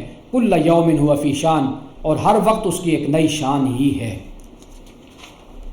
فَبِأَيِّ آلَاءِ رَبِّكُمَا تُكَذِّبَانِ سَنَفْرُغُ لَكُمْ أَيُّهَ الثَّقَلَانِ، کہ ان قریب ہم تم سے باز پرس کرنے کے لیے فارغ ہوئے جاتے ہیں۔ فَبِأَيِّ آلَاءِ رَبِّكُمَا تُكَذِّبَانِ، اے جن و انسان کے گروہ، اگر تم زمین اور آسمانوں کی سرحدوں سے نکل کر بھاگ سکتے ہو تو بھاگ کر دکھاؤ، نہیں تم بھاگ سکتے، اس لیے اس کے لیے بڑا زور چاہیے۔ لا تنفذون الا بسلطان۔ فَبِأَيِّ آلَاءِ رَبِّكُمَا تُكَذِّبَانِ یُرْسَلُ عَلَيْكُمَا شُوَاظٌ مِّن نَّارٍ، اگر تم بھاگنے کی کوشش کرو گے تو تم پر آگ کا شعلہ اور دھواں چھوڑ دیا جائے گا۔ وَنُحَاسٌ فَلَا تَنتَصِرَانِ، اور جس کا تم پھر مقابلہ نہیں کر پاؤ گے۔ فَبِأَيِّ آلَاءِ رَبِّكُمَا تُكَذِّبَانِ فَإِذَا انشَقَّتِ السَّمَاءُ فَكَانَتْ وَرْدَةً كَالدِّهَانِ، جب آسمان پھٹے گا اور لال چمڑے کتنے سرخ ہو جائے گا۔ فَبِأَيِّ آلَاءِ رَبِّكُمَا تُكَذِّبَانِ، اس روز کسی انسان اور کسی جن سے اس کا گناہ پوچھنے کی ضرورت نہیں ہوگی، پھر دیکھ لیا جائے گا کہ تم دونوں گروہ اپنے رب کے کن کن احسانات کا انکار کرتے ہو۔ مجرم وہاں اپنے چہروں سے پہچان لیے جائیں گے، اور انہیں پیشانی کے بال اور پاؤں سے پکڑ کر گھسیٹا جائے گا۔ اور پھر فَبِأَيِّ آلَاءِ رَبِّكُمَا تُكَذِّبَانِ، اس وقت کہا جائے گا یہ وہی جہنم ہے جس کو مجرمین جھوٹ قرار دیا کرتے تھے، اسی جہنم اور کھولتے ہوئے پانی کے درمیان وہ گردش کرتے رہیں گے۔ فَبِأَيِّ آلَاءِ رَبِّكُمَا تُكَذِّبَانِ، تم اپنے رب کی کن کن قدرتوں کو جھٹلاؤ گے۔ وَلِمَنْ خَافَ مَقَامَ رَبِّ جَنَّتَانِ، اور ہر اس شخص کے لیے جو اپنے رب کے حضور پیش ہونے کا خوف رکھتا ہے، کھڑے ہونے سے ڈر گیا۔ فَبِأَيِّ آلَاءِ رَبِّكُمَا تُكَذِّبَانِ، تو اس کے لیے دو باغ ہیں، جنتان، دو باغ ہیں۔ ذوات افنان، ہری بھری ڈالیوں سے یہ بھرپور یہ باغات ہوں گے۔ فَبِأَيِّ آلَاءِ رَبِّكُمَا تُكَذِّبَانِ فِيهِمَا عَيْنَانِ تَجْرِيَانِ، ان باغوں میں دو چشمے چل رہے ہوں گے۔ فَبِأَيِّ آلَاءِ رَبِّكُمَا تُكَذِّبَانِ، دونوں باغوں میں ہر پھل کی دو قسمیں ہوں گی۔ فَبِأَيِّ آلَاءِ رَبِّكُمَا تُكَذِّبَانِ، جنتی لوگ ایسے فرشوں پر تکیے لگائے، بچھونوں پر تکیے لگائے بیٹھے ہوں گے کہ جن کے استر و دبیز ریشم کے ہوں گے۔ استر یعنی استر سے مراد یعنی ان کے جو اوپر جو کپڑا ہے وہ موٹے ریشم کا ہوگا، اور باغوں کی ڈالیاں پھلوں سے جھکی پڑ رہی ہوں گی۔ فَبِأَيِّ آلَاءِ رَبِّكُمَا تُكَذِّبَانِ، ان نعمتوں کے درمیان شرمیلی نگاہوں والیاں ہوں گی جنہیں ان جنتیوں سے پہلے کسی انسان یا جن نے چھوا نہ ہوگا۔ فَبِأَيِّ آلَاءِ رَبِّكُمَا تُكَذِّبَانِ، ایسی خوبصورت جیسے ہیرے اور موتی۔ فَبِأَيِّ آلَاءِ رَبِّكُمَا تُكَذِّبَانِ، نیکی کا بدلہ نیکی کے سوا اور کیا ہو سکتا ہے۔ فَبِأَيِّ آلَاءِ رَبِّكُمَا تُكَذِّبَانِ، اور ان دو باغوں کے علاوہ دو باغ اور ہوں گے۔ پھر فرمایا فَبِأَيِّ آلَاءِ رَبِّكُمَا تُكَذِّبَانِ مُدْحَامَّتَانِ، گھنے سرسبز و شاداب باغ۔ فَبِأَيِّ آلَاءِ رَبِّكُمَا تُكَذِّبَانِ، دونوں باغوں میں دو چشمے فواروں کی طرح ابلتے ہوئے۔ فَبِأَيِّ آلَاءِ رَبِّكُمَا تُكَذِّبَانِ، ان میں بکثرت پھل اور کھجوریں اور انار ہوں گے۔ فَبِأَيِّ آلَاءِ رَبِّكُمَا تُكَذِّبَانِ، ان نعمتوں کے درمیان خوب سیرت اور خوبصورت بیویاں۔ فَبِأَيِّ آلَاءِ رَبِّكُمَا تُكَذِّبَانِ، ایسے ہوں گی خیموں میں ٹھہرائی ہوئی حوریں۔ فَبِأَيِّ آلَاءِ رَبِّكُمَا تُكَذِّبَانِ، ان جنتیوں سے پہلے کبھی کسی انسان یا جن نے ان کو چھوا نہ ہوگا۔ فبأي آلاء ربكما تكذبان، وہ جنتی سبز قالینوں اور نفیس و نادر فرشوں پر تکیے لگا کر بیٹھیں گے۔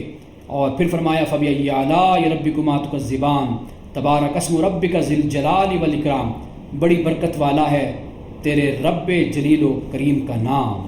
اس کے بعد اب سورۃ الواقعہ ہے۔ سورۃ الواقعہ یعنی یہ بھی قیامت کے حوالے سے ہے۔ اذا وقعت الواقعہ، جب ہونے والا واقعہ پیش آ جائے گا تو کوئی اس کے واقع ہونے کو جھٹلا نہیں پائے گا۔ پھر اب یہاں پر اللہ سبحانہ وتعالیٰ نے اس میں 3 گروہ بیان کیے ہیں۔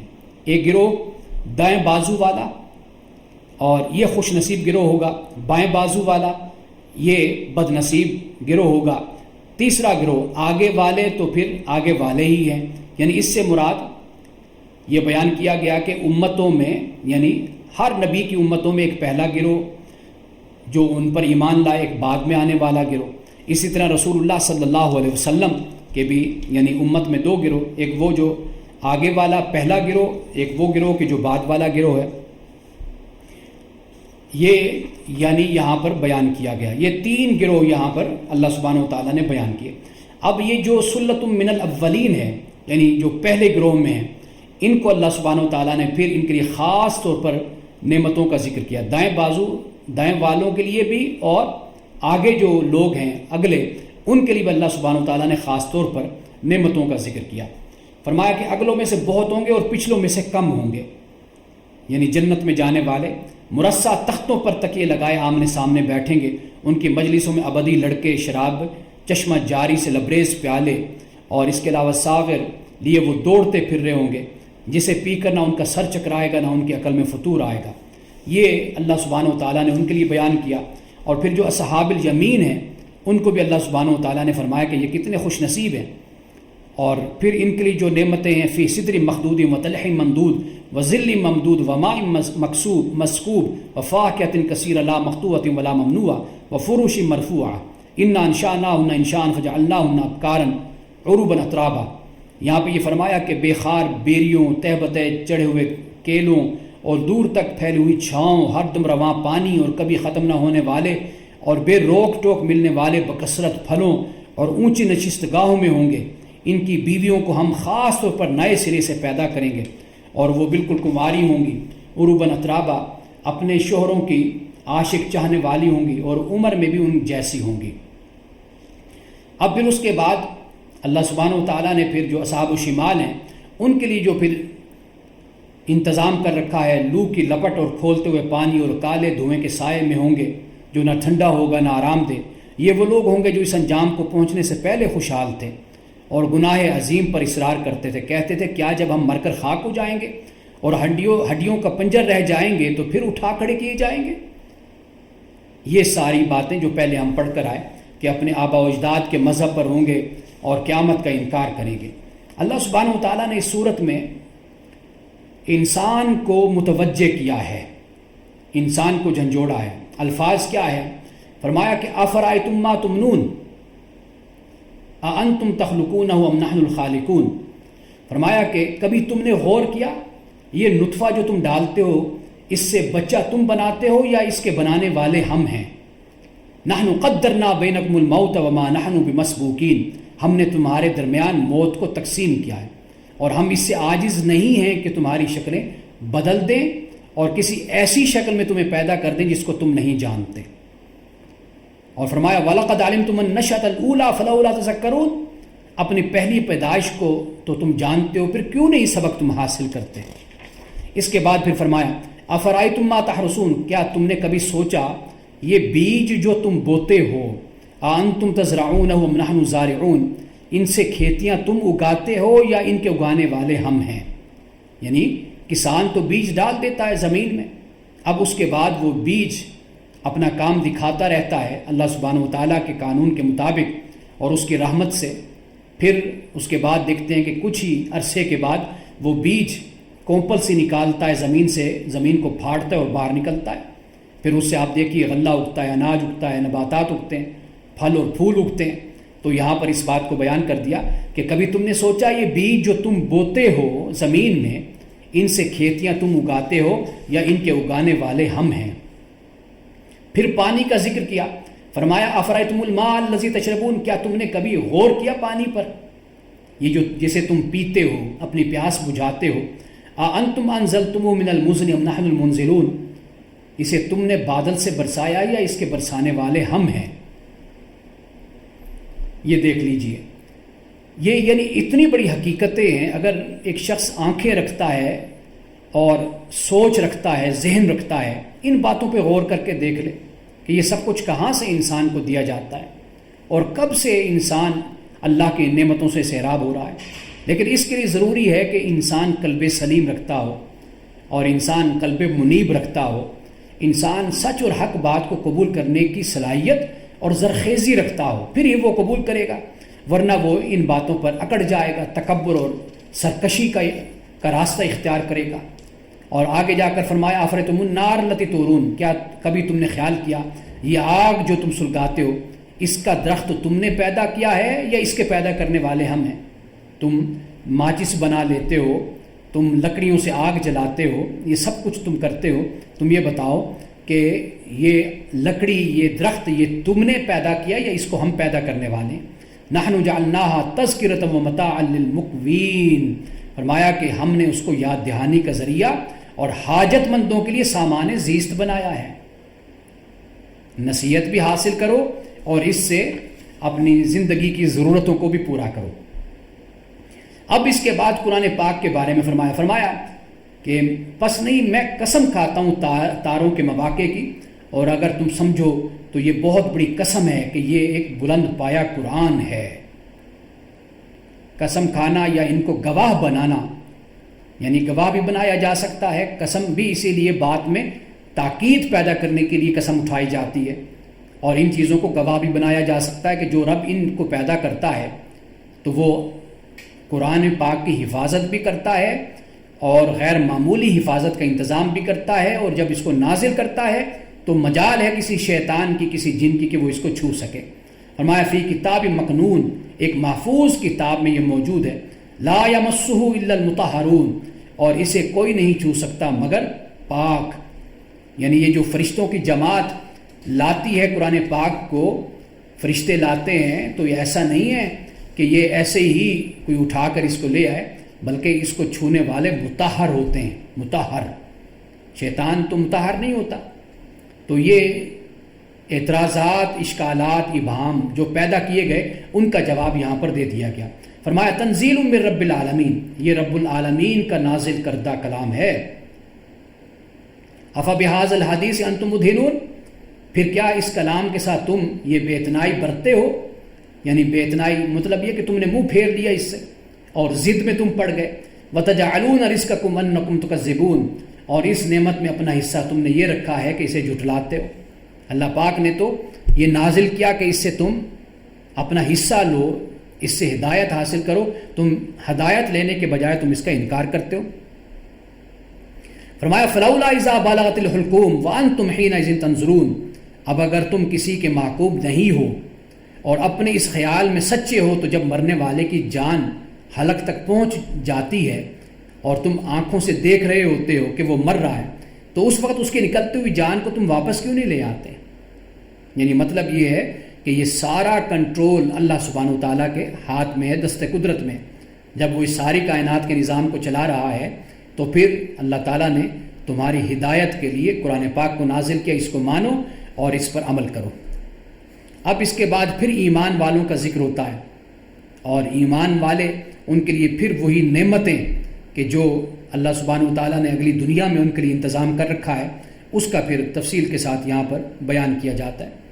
فرمایا پھر وہ مرنے والا اگر مقربین میں سے ہو تو اس کے لیے راحت اور عمدہ رزق اور نعمت بھری جنت ہے، اور اگر وہ اصحاب یمین میں سے ہو تو اس کا استقبال یوں ہوتا ہے کہ سلام ہے تجھے، تو اصحاب الیمین میں سے ہے، اور اگر وہ جھٹلانے والے گمراہ لوگوں میں سے ہو تو اس کی تواضع کے لیے کھولتا ہوا پانی اور جہنم میں وہ جھونکا جاتا ہے۔ ان ھذا لہو حق الیقین، یہ سب کچھ قطعی، ایبسولیوٹ یہ حق ہے۔ فسبح باسم ربک العظیم، پس اے نبی صلی اللہ علیہ وسلم اپنے رب عظیم کے نام کی تسبیح کیجئے، اپنے رب عظیم کے نام کی تسبیح کیجئے۔ اب یہاں پہ آپ دیکھ لیجئے کہ کہ جو رسالت مآب صلی اللہ علیہ وسلم کی زندگی میں جو کفار تھے اور جنہوں نے انکار کیا، ان کا عذاب تو ان کے مرنے کے ساتھ ہی شروع ہوتا ہے. یہ قرآن پاک کی آیات سے ہمیں معلوم ہوتا ہے. لیکن بعد کے آنے والے جو لوگ ہیں بعد کے دور کے، ان کی صورتحال یہ ہے کہ جب وہ مر جاتے ہیں تو پھر وہ برزخ کی صورت ہوتی ہے، یعنی وہ ایک وقفہ ہوتا ہے. جب وہ اٹھائے جائیں گے تو وہ کہیں گے کہ مولا ہمیں کس نے نیند سے جگا دیا؟ ہم اپنے مہد میں، اپنے پنگوڑے میں، گہوارے میں ہم پڑے ہوئے تھے، سوئے ہوئے تھے، کس نے ہمیں اٹھا دیا؟ ان سے پوچھا جائے گا کتنی دیر تم رہے؟ وہ کہیں گے گھڑی دو گھڑی، بس یہی وقت ہم پر بیتا ہے. لیکن یہ جو عذاب قرآن پاک ذکر کرتا ہے کہ مرتے ہیں، مرنے کے ساتھ ہوتا ہے، شروع ہو جاتا ہے، جیسے فرعون کے حوالے سے کہا، تو یہ اس لیے کہ حق ان پر بالکل واضح کر دیا گیا تھا، رسول ان کے اندر موجود تھا اور کئی نشانیاں ان کو دکھائی جا چکی تھی، لیکن اس کے باوجود یہ ایمان نہیں لائے اور ضد پر اور تعصب پر اڑے رہے. تو ان کے لیے معاملہ بالکل خدا کی طرف سے مختلف ہوگا. اب اس کے بعد 27ویں پارے کی آخری یہ صورت ہے، سورۃ الحدید، مدنی صورت ہے. اس کا آغاز اللہ سبحانہ وتعالیٰ نے فرمایا سبح للہ ما فی السماوات والارض، اللہ کی تسبیح کرتے ہیں وہ جو کچھ آسمانوں میں اور زمین میں، اور وہ غالب حکمت والا ہے. اور پھر آسمان اور زمین اسی کی ملکیت میں، زندگی موت بھی اسی کے ہاتھ میں. اللہ اول آخر ظاہر باطن ہے، ہر شے کا علم رکھنے والا ہے. لوگ سوال کرتے ہیں نا اللہ کے بارے میں، اللہ نے فرمایا کہ وہی اول ہے، وہی آخر ہے، وہی ظاہر اور وہی باطن، اور وہی ہر شے کا علم رکھنے والا ہے. اور آسمان اور زمین کی تخلیق 6 مرحلوں میں اسی نے کی. ثم استوى علی العرش، اور پھر وہ عرش پر جلوہ افروز ہوا. یعنی جلوہ افروز دنیا بنا کر وہ علیحدہ ہو کر نہیں بیٹھ گیا، بلکہ وہ اس پوری کائنات پر کنٹرول رکھتا ہے. یعلم ما یلج فی الارض، زمین میں جو جاتا ہے اور جو نکلتا ہے وہ جانتا ہے. وما یخرج منها وما ينزل من السماء وما يعرج فيها، اور پھر وہ آسمان سے پانی کو اتارتا ہے اور وہ جانتا ہے کہ کیا آسمان کی طرف چڑھتا ہے اور کیا آسمان سے آتا ہے. وَهُوَ مَعَكُمْ أَيْنَمَا كُنْتُمْ، وہ تمہارے ساتھ ہے جہاں بھی تم ہو. وَاللَّهُ بِمَا تَعْمَلُونَ بَصِيرٌ، اور اللہ تعالیٰ دیکھنے والا ہے جو تم کرتے ہو. اسی کے ملکیت میں ہے آسمان اور زمین. وَإِلَى اللَّهِ تُرْجَعُ الْأُمُورُ، اور تمام امور اللہ ہی کی طرف لٹائے جائیں گے. یولج اللیل فی النہار ویولج النہار فی اللیل، وہی اللہ ہے جو رات کو دن میں اور دن کو رات میں داخل کرتا ہے، اور دلوں کے چھپے ہوئے رازوں سے وہ واقف ہے. اس کے بعد فرمایا ایمان والوں سے، فرمایا آمنوا باللہ ورسولہ، ایمان لاؤ اللہ اور اس کے رسول پر. وانفقوا مما جعلکم مستخلفین فیہ، اور خرچ کرو اس سے جو اللہ تعالیٰ نے تمہیں اس کا خلیفہ بنایا. یعنی یہاں پر دیکھیے اس بات کو بیان کر دیا کہ تم خلیفہ ہو، تم صرف اور صرف اس امانت کو رکھنے والے ہو. تم جاؤ گے کوئی اور آ جائے گا، پھر وہ اس پر اس کا قبضہ ہوگا یا اس کا تصرف ہوگا. فالذین آمنوا منکم، جو لوگ تم میں سے ایمان لائیں گے اور مال خرچ کریں گے، وانفقوا لکم اجر کبیر، تو پھر ان کے لیے بڑا اجر ہوگا. فرمایا وما لکم لا تؤمنون باللہ، تمہیں کیا ہو گیا کہ تم اللہ پر ایمان نہیں لاتے، حالانکہ رسول صلی اللہ علیہ وسلم تمہیں اپنے رب پر ایمان لانے کی دعوت دیتا ہے اور وہ تم سے عہد لے چکا ہے. اگر تم واقعی ماننے والے ہو، وہ اللہ ہی تو ہے جو اپنے بندے پر صاف صاف آیتیں نازل کر رہا ہے تاکہ تمہیں تاریکیوں سے نکال کر وہ روشنی میں لے آئے. اور حقیقت یہ ہے کہ اللہ تم پر نہایت شفیق اور مہربان ہے. فرمایا وما لکم الا تنفقوا فی سبیل اللہ، آخر کیا ہو گیا ہے تمہیں کہ تم اللہ کی راہ میں خرچ نہیں کرتے، حالانکہ زمین اور آسمانوں کی میراث اللہ ہی کے لیے. لا یستوی منکم من انفق من قبل الفتح وقاتل، فرمایا تم میں سے جو لوگ فتح کے بعد خرچ اور جہاد کریں گے، انفاق کریں گے، وہ کبھی ان لوگوں کے برابر نہیں ہو سکتے جنہوں نے فتح سے پہلے انفاق کیا اور جہاد کیا. یعنی یہاں پر اللہ تعالیٰ نے صحابہ کرام رضوان اللہ تعالیٰ علیہم اجمعین میں بھی اس تقسیم کو بیان کر دیا. ایک صحابہ وہ ہیں کہ جو اول دن سے ایمان لائے، جیسے سیدنا ابو بکر صدیق ہیں، سیدہ خدیجہ ہیں، سیدنا علی المرتضیٰ ہیں اور سیدنا زید بن حارثہ ہیں. یہ شروع میں ایمان لائے. اسی طرح پھر بدری مسلمان ہیں، پھر احد میں شریک ہونے والے مسلمان ہیں، پھر وہ ہیں کہ جو صلح حدیبیہ کے بعد ایمان لائے، پھر وہ بھی مسلمان ہیں جو فتح مکہ کے بعد ایمان لائے. تو قرآن پاک نے کہا کہ یہ صحابہ آپس میں برابر نہیں ہو سکتے اللہ کے ہاں درجے میں، مقام میں، مرتبے میں. وہ ہیں کہ جنہوں نے فتح سے پہلے، اب یہ صلح حدیبیہ ہو سکتی ہے، فتح مکہ بھی ہو سکتا ہے، تو یہ اللہ تعالیٰ نے یہاں پر بیان کر دیا. لیکن کیا فرمایا؟ فرمایا کہ اولئک اعظم درجۃ من الذین انفقوا من بعد وقاتلوا، فرمایا کہ یہ وہ لوگ ہیں کہ جو بلند ہیں درجے میں، بڑے ہیں درجے میں ان لوگوں سے جنہوں نے انفاق کیا بعد میں اور جہاد کیا۔ اب یہ قرآن خود صحابہ کی عظمت کو، ان کے مقام کو، ان کی فضیلت کو بیان کر رہا ہے، دونوں کی فضیلت کو، پہلے والے بھی بعد والے بھی۔ اگرچہ یہ مقابلہ ان دونوں کے درمیان ہے، یہ مقابلہ میرے اور ان کے درمیان نعوذ باللہ نہیں ہے، آج کے کسی مسلمان اور ان کے درمیان نہیں ہے مقابلہ، یہ مقابلہ ان کے آپس کے درمیان ہے کہ جو شروع والے ہیں ان کا درجہ زیادہ ہے، جو بعد والے ہیں ان کا درجہ خدا کے یہاں اس طرح نہیں ہے جس طرح وہ پہلے والوں کا درجہ ہے۔ اس کے بعد فرمایا کہ کون ہے کہ جو اللہ کو قرض حسنہ دے، اللہ سبحانہ و تعالیٰ کو جو قرض حسنہ دیتا ہے تو اللہ تعالیٰ اس کو اضافی واپس کرتا ہے اور اسی کے لیے اجر کریم ہے۔ اور اسی طرح فرمایا کہ جب قیامت کا دن ہوگا تو مومنین اور مومنات یہ جو کوششیں کرتے ہیں تو فرمایا کہ یسعی نورہم بین ایدیہم و بایمانہم، ان کے آگے آگے اور ان کے دائیں جانب دوڑ رہا ہوگا، کیا دوڑ رہا ہوگا؟ ان کا نور۔ اب یہ اعمال ہوں گے جو روشنی کر دیں گے، انسان کے اعمال اچھے ہوں گے تو وہاں پر نور کی صورت میں یہ اعمال انسان کے لیے سکون کا، اطمینان کا باعث بنیں گے۔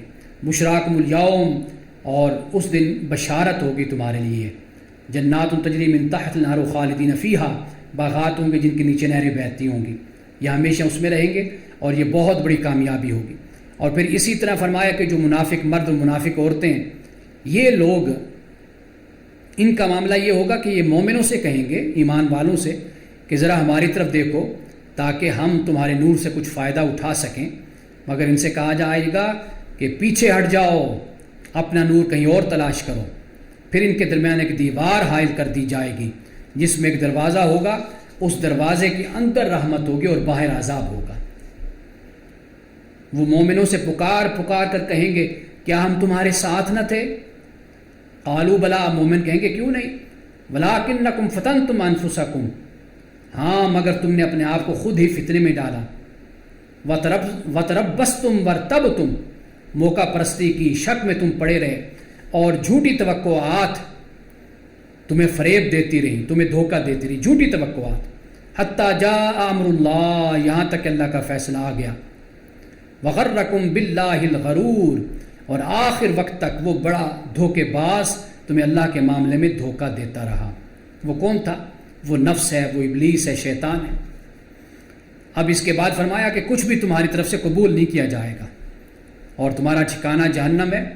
اور اس کے بعد ابھی ایمان والوں سے کہا جا رہا ہے، یہ آیت ہم جیسے لوگوں کے لیے اللہ پاک فرماتا ہے الم یعن للذین آمنوا ان تخشع قلوبهم لذکر اللہ، کیا وہ وقت آ نہیں گیا کہ ایمان والوں کے دل اللہ کے خوف سے، اللہ کی یاد سے کانپ اٹھیں، پگھل جائیں، ڈر جائیں، وما انزل من الحق، اور اس کے نازل کردہ حق کے آگے جھک جائیں، ولا یکونوا کالذین اوتوا الکتاب من قبل فطال علیہم الامد فقست قلوبهم وکثیر منهم فاسقون، اور وہ ان لوگوں کی طرح نہ ہو جائیں جنہیں پہلے کتاب دی گئی تھی، پھر ایک لمبی مدت ان پر گزر گئی تو ان کے دل سخت ہو گئے اور آج ان میں سے اکثر فاسق بنے ہوئے ہیں۔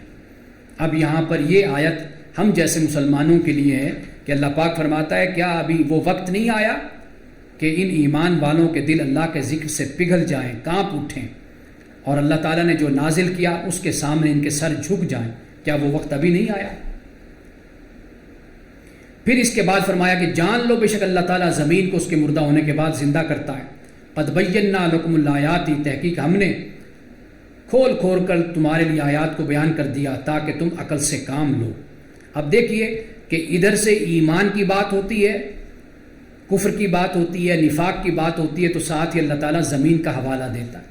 یعنی بہت آسان طریقہ ہے بات کو سمجھنے کا کہ زمین اگر نرم ہے، زرخیز ہے تو بارش کا فائدہ ہوتا ہے، اور اگر زمین اچھی نہیں ہے، سنگلاخ ہے، سخت ہے، تو بارش کا کوئی فائدہ نہیں ہوتا ہے۔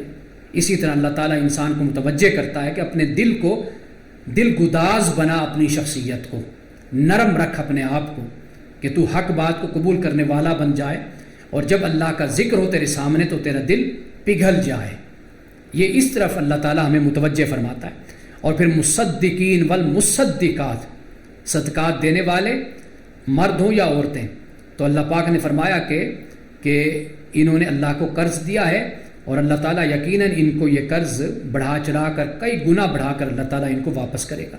جو لوگ اللہ پہ رسول پہ ایمان لائے یہ لوگ سچے ہیں، والشہداء عند ربہم، اور اپنے رب کے نزدیک یہ گواہ ہیں، شہید ہیں، لہم اجرہم ونورہم، ان کے لیے ان کا اجر ان کا نور ہے، والذین کفروا وکذبوا بآیاتنا اولئک اصحاب الجحیم، اور جن لوگوں نے کفر کیا اور ہماری آیات کو جھٹلایا، فرمایا کہ یہ وہ لوگ ہیں جو آگ والے۔ اس کے بعد پھر یہ آخری رکوع ہے، اس میں اللہ سبحانہ و تعالیٰ نے یہ یعنی ابھی آخری رکوع سے پہلے والا رکوع ہے، اس میں فرمایا کہ جان لو بے شک یہ دنیا کی زندگی کیا ہے، یہ کھیل تماشا ہے، کھیل ہے، دل لگی ہے، اور کیا ہے، زینت ہے، یعنی ظاہری ٹیپ ٹاپ ہے، وتفاخر بینکم وتکاثر فی الاموال والاولاد، اور تمہارے آپس میں ایک دوسرے پر فخر جتانا ہے، مال و اولاد میں ایک دوسرے سے بڑھ چاہنے کی کوشش ہے۔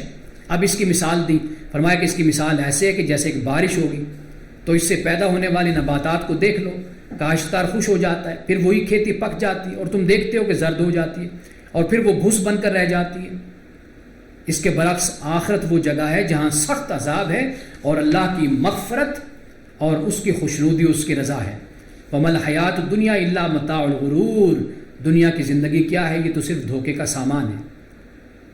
اب دیکھ لیجئے کہ کس طرح خوبصورت مثالوں سے اللہ سبحانہ وتعالیٰ دنیا کی زندگی کے بارے میں ہمیں آگاہ کرتا ہے، اور آپ یہ دیکھ لیجئے کہ یہ وہ باتیں ہیں اسے کوئی بھی انسان جھٹلا نہیں سکتا، بے شک وہ فرما بردار ہو یا وہ نافرمان ہو، وہ عقل پرست ہو یا وہ اللہ تعالیٰ کی وحی کو فالو کرنے والا ہو، وہ دہریہ ہو، وہ ملحد ہو، ایتھیسٹ ہو، کوئی بھی ہو، ان حقیقتوں کا انکار کوئی نہیں کر سکتا کہ انسان اسی ہی مصیبت میں پڑا رہتا ہے، فخر کی مصیبت میں، مال اور اولاد کے تکاثر کے حوالے سے، اور دنیا کے اسی کھیل تماشے میں اور ظاہری ٹیپ ٹاپ میں لگا رہتا ہے۔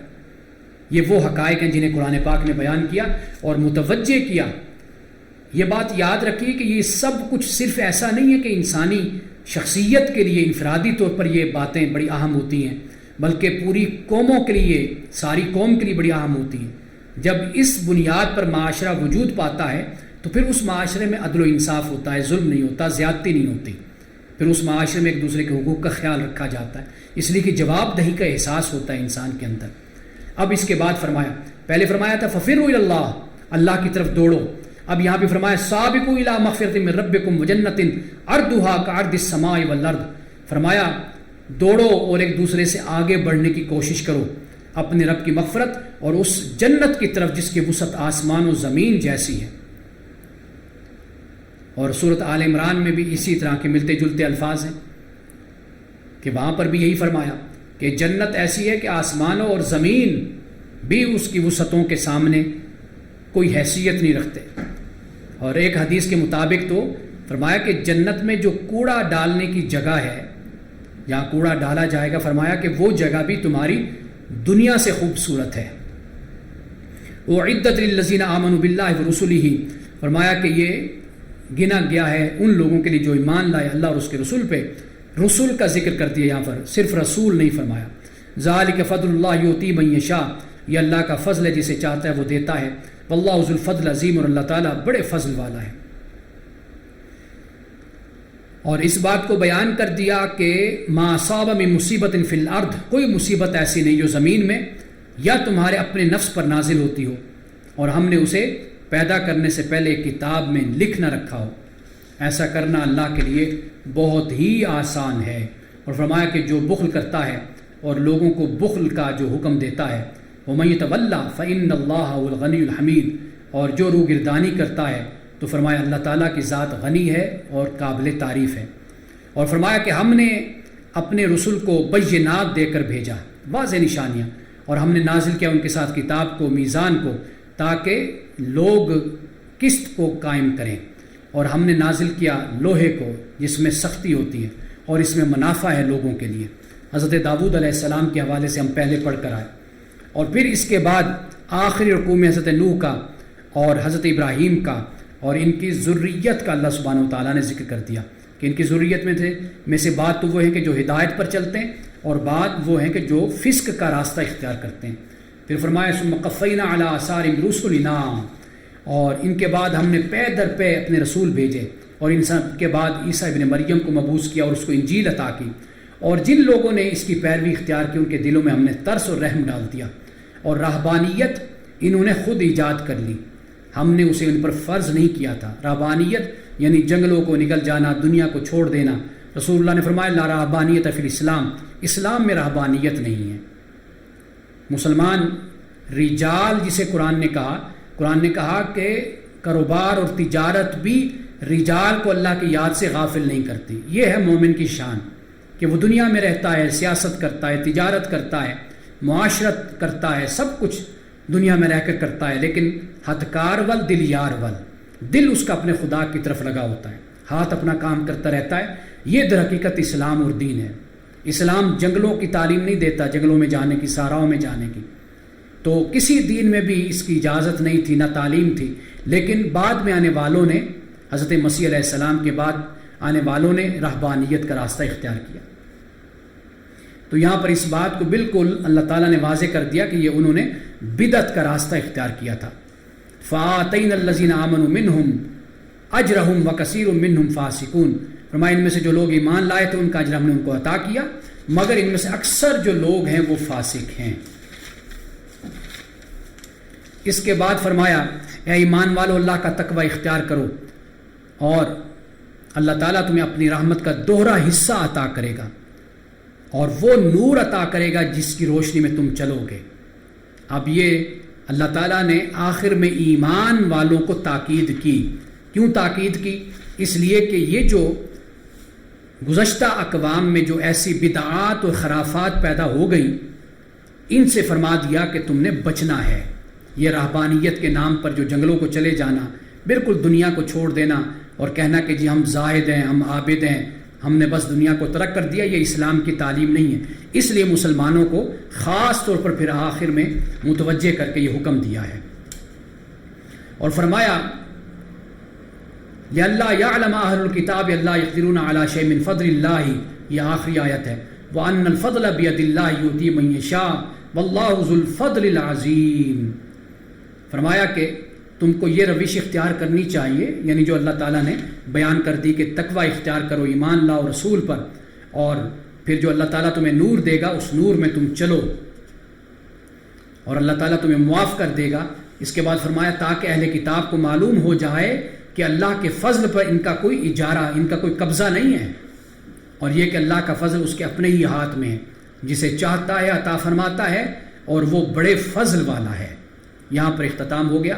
یہ بالکل قرآن پاک پڑھنے سے معلوم ہوتا ہے کہ اللہ کی تعلیم کیا ہے ہم مسلمانوں کو، مومنوں کو، چونکہ قرآن پاک ہمارا وظیفہ نہیں ہے، قرآن پاک ہمارا اٹھنا بیٹھنا، ہمارا کلچر، ہمارا رہن سہن نہیں ہے، قرآن پاک سے ہم استفادہ نہیں کرتے۔ صحابہ تو کہتے ہیں کہ ہمارا تسمہ بھی گم ہوتا تھا تو ہم قرآن میں ڈھونڈا کرتے تھے، قرآن کو پڑھا کرتے تھے، یعنی مطلب یہ کہ چھوٹا سے چھوٹا مسئلہ بھی ہو تو ہم قرآن کو پڑھتے تھے۔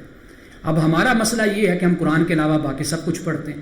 جب قرآن کو چھوڑیں گے تو پھر معاشرے میں جو خرافات اور بدعات اور رسومات اور رواجات پیدا ہوتے ہیں، اب انہی سے پھر ہمارا تعلق جڑ جاتا ہے، پھر ہم ان کو جسٹیفائی بھی کرتے ہیں اور پھر اس پر ہم بحث بھی کرتے ہیں، پھر اپنے عقائد کو اور اپنی روایات کو اور بدعات کو سچ ثابت کرنے کے لیے پھر پوری طرح ہم زور و شور کے ساتھ پھر محنت بھی کرتے ہیں۔ تو قرآن پاک سے انسان کا تعلق بن جائے تو پھر بہت کچھ ہیں جو معاشرے میں ہوتی ہیں باتیں، انسان پھر ان سے علیحدگی اختیار کر لیتا ہے، علیحدہ ہو جاتا ہے۔ تو قرآن پاک کو پڑھنا سمجھنا صرف رمضان کے لیے نہیں بلکہ ہمیشہ کے لیے ہمیں اپنا اسے وظیفہ بنانا چاہیے۔ باقی سب وظیفے چھوڑ دیجئے، قرآن پڑھیے، فرض نماز پڑھیے اور تہجد کی نماز کا اہتمام کیجئے، بس یہ 2-4 باتیں ہیں۔ اور کبھی موڈ بنتا ہے تو روزہ رکھ لیجئے جیسے رسول اللہ صلی اللہ علیہ وسلم نے رکھا۔ تو یہ سب سے بڑا وظیفہ ہے، اس کو اختیار کیجئے اور یقین کیجئے کہ اسی کے ساتھ ہی آخرت کی نجات وابستہ ہے۔ اللہ پاک ہمیں قرآن پاک کا فہم اور قرآن پاک پہ عمل کی توفیق عطا فرمائے۔ بارک اللہ لنا ولکم فی القرآن العظیم ونفعنا وإیاکم بالآیات والذکر الحکیم۔ صدق اللہ العظیم۔